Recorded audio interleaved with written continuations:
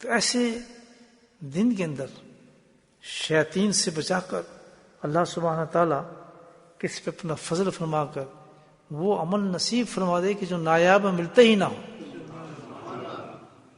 آپ اندازہ لگائیں. تو یہ صرف وجہ اس کی کیا ہے کہ جب آدمی کسی ایسی مجالس کے ساتھ اپنے آپ کو منسلک کر دیتا ہے، جوڑ لیتا ہے اور اس میں استقامت کرتا ہے تو وہ عادی بن جاتا ہے.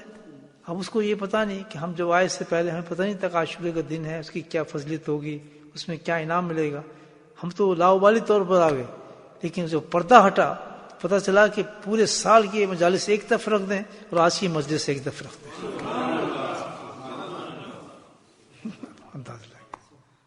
حضرت عباس رضی اللہ تعالیٰ فرماتے ہیں کہ آج کی جو مجلس کی ثواب آپ اندازہ لگا لیں.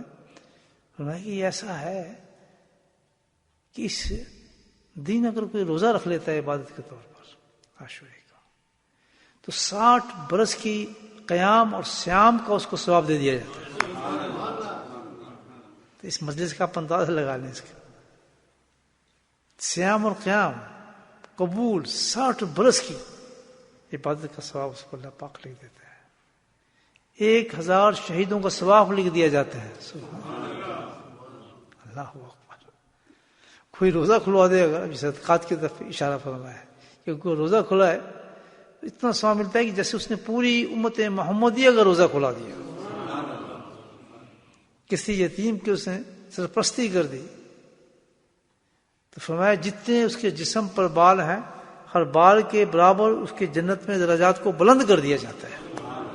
یہ صدقات کا اللہ اس پہ ثواب رکھے تو بے انتہا ثواب ہے. یعنی آج جس دن ہم بیٹھے ہیں عاشورے کا کس طرح اللہ نے اچانک ہمیں بٹھا دیا.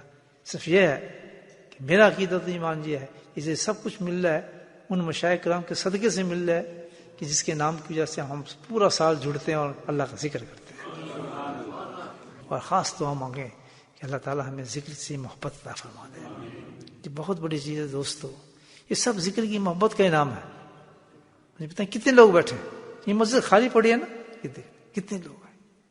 یہ سب ذکر کی الحمدللہ محبت کے نام ہے. اللہ تعالیٰ بدلہ دیتے ہیں انسان کو. میں تو کہتا ہوں اتنا بڑا بدلہ دیا ہے کہ پورے سال میں اتنا بڑا بدلہ ہمیں نہیں ملا. سب سے بڑا دن ہے عاشورے کا دن. الحمدللہ.